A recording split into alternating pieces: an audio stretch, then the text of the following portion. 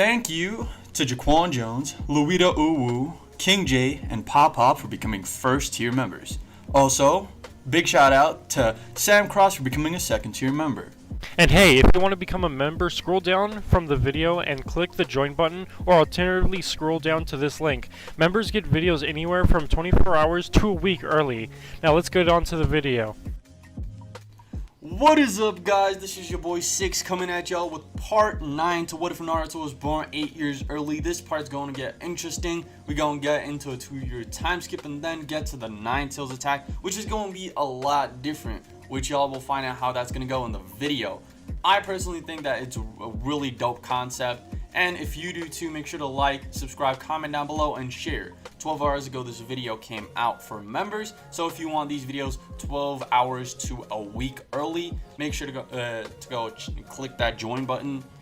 Obviously I'm not forcing you to, but if you do want to help out the channel, go check it out. Also, thanks to the boy Steak for editing these videos, and thank you to the Dragon Lord for making our intro and outro. So without further ado, roll that beautiful intro.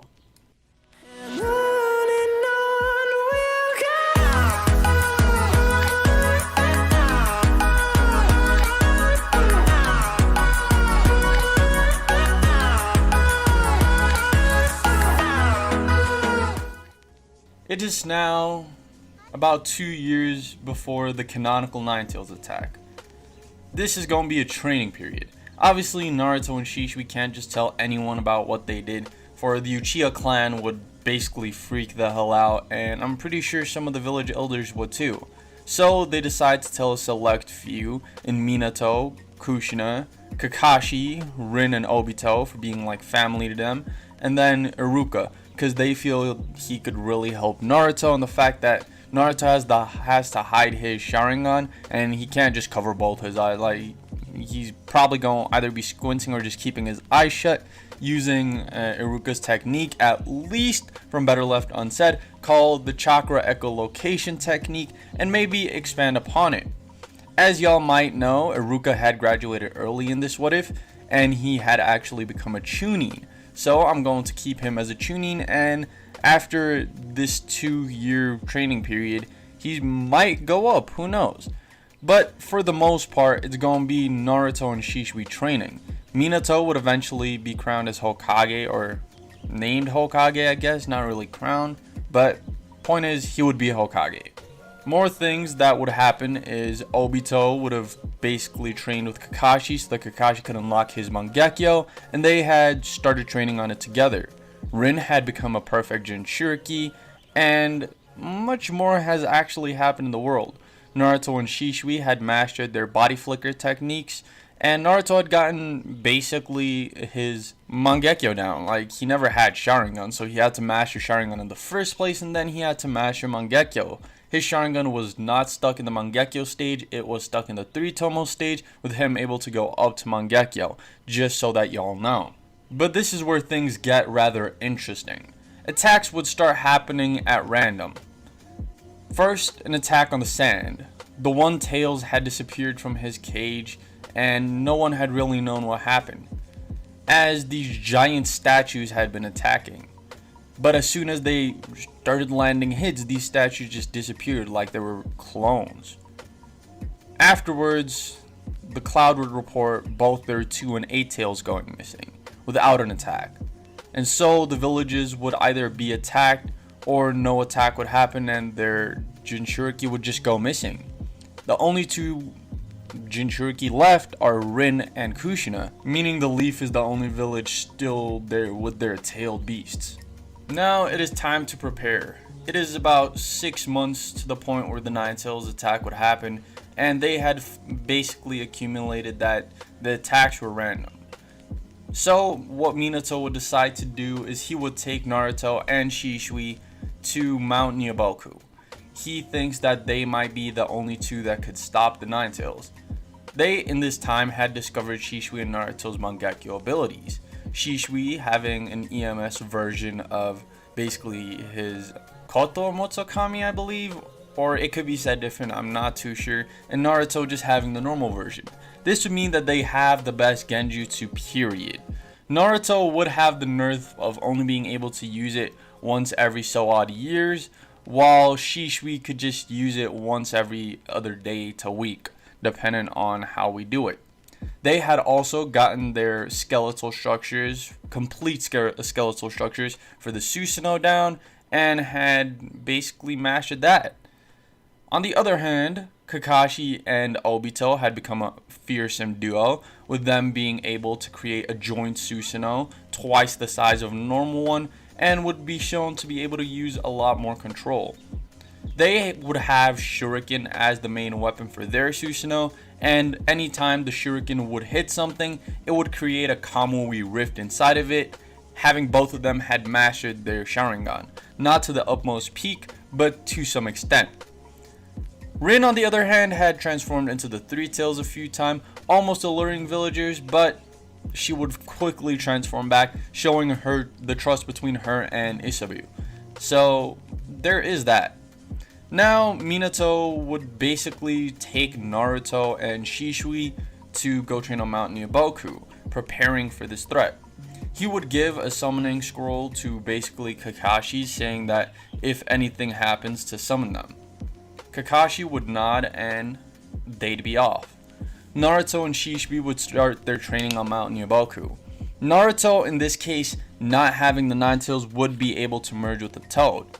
And in this specific circumstance, I'm going to say Ma and Pa would be either for Jiraiya or for Minato. I'm not going to have them bond to Naruto and Shishui. Instead, I'd have them have their own Toads, at least in this specific case. And yes, I'm not going to use Shadow Clones. They will know the Shadow Clone Jutsu, obviously, but I'm not going to have them use it in this specific case. I'm going to be letting them go throughout the entirety of the Sage Mode training without using Sharingan, all that type of shit. They need to actually get their Sage Mode done. They need to do this the right way. So they do everything, learn Frog Kumiti, I don't know how to say that.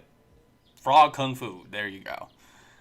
And they would get Sage Mode, they'd do the meditation training, all that type of stuff. They'd get it down. And this is where it starts getting interesting. They're not only going to stick to that. As we know, Naruto has a wind release nature, and Shishui has a fire release nature. Minato would be interested to see if they could do what he couldn't because of the Sharingan. He could never infuse a nature type within the Rasengan, but that's what it was kind of meant for. So he'd take the liberty of teaching them the Rasengan. When something would happen, Minato would poof away, with Naruto and Shishui having just figured out how to actually pour chakra into their Rasengans, or nature chakra. Naruto forming the Rasen Shuriken, greatly damaging his arms, then healed by Toads, and Shishui having basically almost incinerated himself, basically creating something similar to a Scorch Rasengan. It's a highly fire-powered Rasengan that does a lot of fire damage. They would know that this isn't too perfect, but they're gonna need to do it. They just saw Minato pop away. They need to keep training. So they would set up themselves to start generating Sage energy, because they thought maybe if they used nature energy, they wouldn't see the lashback because of the protective chakra shield of nature energy instead of being normal chakra. So when they eventually do get summoned by Minato, they already have their Sage Mode on. When we see them summoned, we get a little flashback to the story of why they were summoned. Minato would be summoned after Kakashi and Obito had formed their Susanoo, trying to hold back a ghetto statue Madara. Madara would eventually get impatient and summon all the Biju he had captured up to then. Rin, who had been in her perfect Jinchuriki state, had seemingly been killed. But we don't know yet. She had basically had Isobu ripped right out of her as Minato had gotten there. Minato had tried his best to try and get close to Madara, but it would never prevail. Madara still had the benefits of the Sharingan along with having the abilities of the Rinnegan. He was untouchable. Now, he will have the Nine Tails, who is Kushina. Kushina would basically try to fall back. She had used her chains prior to try and stop it, as Minato would try and keep him busy. Gamabunta would be summoned and eventually defeated by Madara. Minato, in a last-ditch effort, would summon Naruto and Shishui to help in this battle. But this is going to be it for this episode, guys. I really do hope y'all enjoyed. Next episode is going to be a little longer. We're going to be going over some fight scenes, some cool stories. I really do hope y'all going to love this series when it does come out.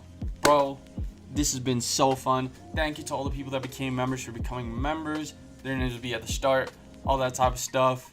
And yeah, thank you for Steak for editing this video, and thank you for the Dragon Lord for creating our intro and outro. So without further ado, roll that beautiful outro.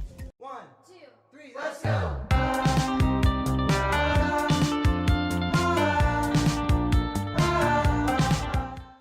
Subscribe for more. Yada yada does it.